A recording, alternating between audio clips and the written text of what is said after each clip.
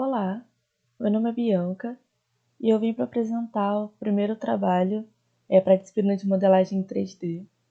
Eu vou falar um pouco sobre modelagem comparativa e criação de banco de dados. Primeiramente, falar um pouquinho sobre a proteína que eu escolhi. Ela é um receptor de melanocortina 4, tem esse símbolo, MC4-R. Ela é encontrada na membrana celular de Homo sapiens, né? Então, a função dela é um receptor de membrana. Como eu falei, ela está presente nas células cerebrais, no hipotálamo. E ela é muito importante porque ela participa do controle de ingestão de alimentos e produção de hormônios, que vão trabalhar no balanço energético, né, de insulina e leptina. E algumas mutações associadas a essa proteína podem gerar variações na regulação do apetite e da saciedade, o que pode acabar desenvolvendo em obesidade. Eu coloquei aqui só do Uniprot, um print do Uniprot, mostrando algumas informações dessa proteína. Então, para começar, eu comparei, né, eu fiz o alinhamento dessa proteína em 3 programas diferentes, que foi o ProMouse, o BLAST-P e o Clustal, para eu escolher qual seria a minha proteína modelo, para eu gerar um modelo em 3D, né, da minha proteína escolhida. Eu escolhi a segunda proteína que apareceu aqui no BLAST, no caso, que é essa KDAR, de receptor de melanocortina 4, porque ela tem uma cobertura grande, o p-value é 0, né, a identidade é 100%. Na verdade, eu fiquei em dúvida entre a primeira e a segunda proteína, e o que me fez escolher a segunda proteína é a função, porque a função dessa primeira é que a proteína ela é uma proteína de sinalização, enquanto essa segunda proteína ela é uma proteína, é uma receptora, igual a minha também, uma receptora de membrana. Então, isso que me fez escolher essa segunda proteína, né? E aqui tá os dados, né, de cobertura, identidade e gap dessa segunda proteína alinhada à minha proteína, a proteína que eu escolhi. Eu botei aqui só para indicar que a minha proteína, a proteína que eu escolhi, né, ela tem 332 aminoácidos. Aqui só o modelo, a proteína que eu escolhi, modelo, né, que é aquela segunda. Então, o ID dela é esse 7AUE. Aí aqui eu peguei esse print daqui no PDB para mostrar, né, o que a gente tem sobre ela. Você pode ver que ela é uma proteína de membrana, né, que é o que me fez escolher essa daqui.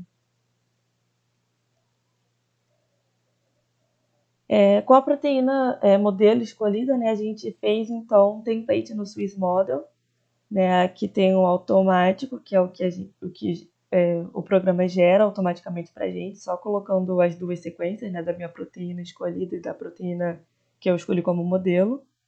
E aqui é o manual, que a gente que coloca algumas informações, né, que para gerar esse modelo daqui. Então, tem esses 2 modelos aqui que a gente gerou. E, além disso, a gente também gerou outros 3 modelos, que são esses aqui. Tem 1, 2 e 3.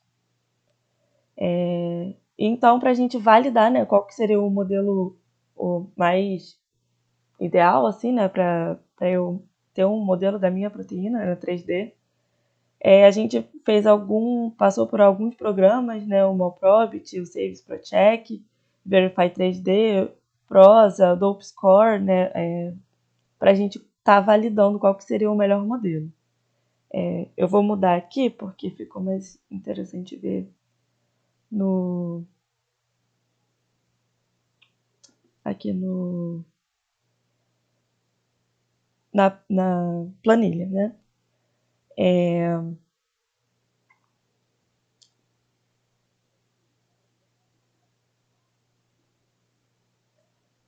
Então, assim, eu simplesmente anotei os valores, né, de onde que se encontra a maioria dos aminoácidos, né, nas zonas favoráveis, nas zonas permitidas e nas zonas não permitidas, né, de cada modelo, e usando esses diferentes programas de validação.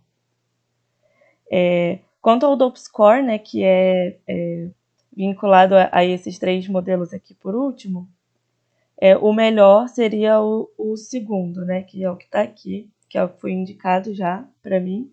Enquanto ao QMG e o QMIN, quando se fala do Swiss Model, o melhor foi o manual, né, o Swiss Model manual, né, que o QMG, né, quanto maior o valor, o modelo melhor é o alinhamento, né, e a cobertura do alvo. E o QMIN, basicamente a mesma coisa também, né, só que relacionado a distâncias atômicas e aos ângulos e tudo mais. Voltando aqui.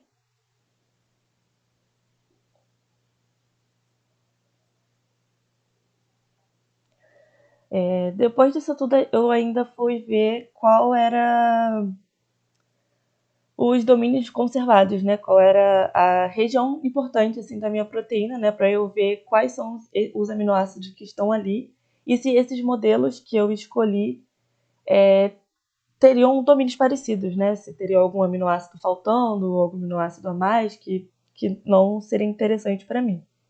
Então eu pesquisei aqui no NCBI mesmo, né? Qual é o domínio, né, da minha proteína, e aí eu vi que ele está entre esse intervalo daqui, do aminoácido 45 até o 313. E então eu fui caçar, né, em relação a onde os aminoácidos estavam, né, localizados nos modelos que eu escolhi, nos 5 modelos, né, que a gente fez. Então eu vi que alguns aminoácidos, na verdade muitos aminoácidos nesses 3 últimos aqui modelos, se existiam alguns aminoácidos que estavam em zonas não permitidas, né, do domínio da minha proteína. Quanto ao Swiss Model, só no manual, deixa eu só confirmar, sim, só no manual que tinha uma serina, né, na posição 116, né, nessa minha zona não permitida. Mas quanto aos 3 últimos modelos, tinham alguns bastante aminoácidos assim que estavam nessa zona não permitida. Porém, eu dei uma pesquisada quais que seriam os aminoácidos mais importantes mesmo, assim, né, nessa região. E eu consegui encontrar esse artigo daqui que me diz que uma mutação, né, que, assim, se acontecer, causa danos muito importantes, assim, nessa proteína, que seria na posição 90, né, daqui, que é quando tem uma mutação onde um aspartato, né, esse D, um aspartato, ele não está na posição 9, né, e existe uma asparagina no lugar dele. E avaliando aqui, eu vi que isso não aconteceu. Então, assim, mesmo tendo esses aminoácidos, né, nessa zona não permitida, essa mutação aqui não aconteceu em nenhum desses modelos. Então, assim, no geral, os modelos foram bons, né, no final. E, voltando aqui para a apresentação. Por último, né, a gente fez, então, uma criação de banco de dados, que a gente trabalhou com esses 3 finais aqui, né, o MOL2, o PDB e o Smile. A gente montou uma pasta, né, que aqui é BD, né, que é banco de dados, e a gente trabalhou com esses remédios aqui, né, aspirina, cloroquina, dolutegravir e metotrexato e o paracetamol. Esse daqui é um exemplo do Smile, né, de como que fica no bloco de notas. Eu vou mostrar só rapidinho como que a gente fez. A gente trabalhou com o Drug Bank, né, a gente entrou no Drug Bank, tem uma plataforma bem bonitinha. A gente pesquisava pelo remédio em inglês, né? E a gente baixava, fazia o download assim no formato que a gente queria, né? A gente baixou em Smiles, né? A gente achou interessante baixar em Smiles primeiro. E depois a gente usou esse outro programa aqui, né? O OpenBabel, pra gente fazer a conversão, né? Do Smiles, né? Que foi o que a gente baixou, nos outros 2 que a gente queria, que é o MAL2 e o PDB. E a gente fez algumas alterações aqui, né? Por exemplo, eu coloquei que eu queria gerar as coordenadas em 3D, né? Que no final eu quero ver minha proteína em 3D e a gente alterou o estado de protonação, né? Como a minha proteína ela é de humano, né? Então eu quis ver como que esses remédios, né, agiriam, né, quando foram interagir com a minha proteína. Então no pH de seres humanos, né, que é 7,4. Aí simplesmente coloca aqui, como eu já fiz, né? Esse daqui é o Smiles da aspirina. E colocando as opções aqui, mudando o estado de protonação, converte e aqui sai já para mim como que é no caso aqui em PDB, né, no Protein Data Bank. E aí fui fazendo isso com todos os remédios, né, para alterar o arquivo. E no final eu fiquei com essa pasta daqui, né, que tem todos eles aqui. Dessa forma aqui, que no caso está em MOL2, mas o PDB e o Smile tá exatamente assim. E é isso. É isso que a gente fez até agora, né, para a gente gerar bastante informação sobre a nossa proteína escolhida, para no final a gente descobrir o que ela é de fato, né? Obrigada.